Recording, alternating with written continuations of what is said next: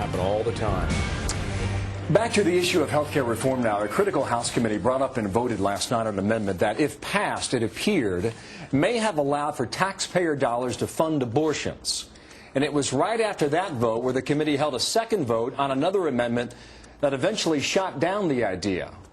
It was shot down by about 2 votes. Arizona Republican John Shadegg is a member of the House Subcommittee on Health, and he's my guest from the Hill. Sir, good morning to you. Good morning, Bill. It's still not clear to me as to whether or not taxpayer dollars in this health care reform bill that you guys are debating in committee will take taxpayer dollars and fund abortions in America. Now based on what's on the table right now, is that possible? Yes. Most people who are pro-life believe that the language that passed will allow taxpayer funding to be used to pay for abortions. Indeed, one of the lead proponents of opposing taxpayer funding for abortions argues that the bill actually will compel the use of taxpayer funds if what's called the Hyde Amendment is ever repealed by the Congress, and indeed it's failed this year on the Senate. What the language says is it's a kind of a shifting game where it says, well, we'll segregate money, but they only segregate money to pay for some of the procedures.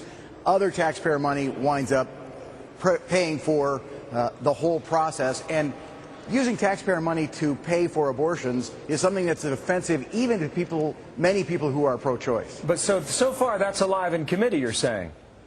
It's alive in committee. So some people would argue it's not. It's one of these disputes. It's like so many other things in this bill. You mentioned that there was one amendment and then another amendment. There was a lot of arm twisting and a lot of pressure brought last night by the Speaker and by others to produce a result which most believe will result in taxpayer funds being used for abortion. Okay, let me stop you there. I want to nail this down and try and figure this out. It's my understanding, and correct me where I'm wrong on this, if certain taxpayer dollars are going to certain insurance agencies to cover whatever programs they cover, and those insurance agencies are covering you for, say, prostate cancer, but also that insurance agency also covers programs that fund abortions, then you could use that money in a bit of a shell game and divert the money that would ultimately cover the cost of an abortion. Do I have that right?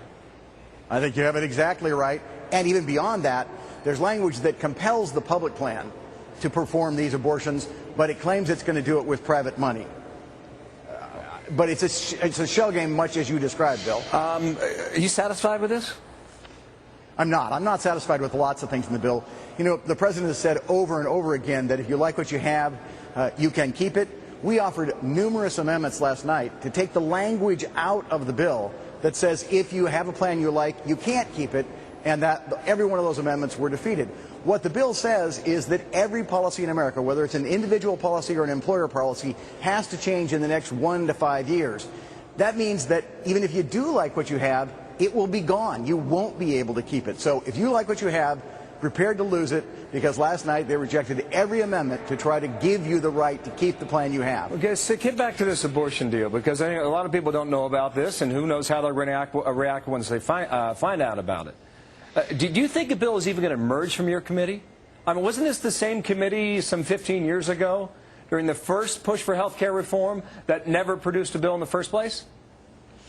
I think there's a very open question as to whether or not this committee produces a bill. It is understood last night that one of the Blue Dogs, who had decided to kind of cave in and go along, apparently last night changed his mind and is now not going along.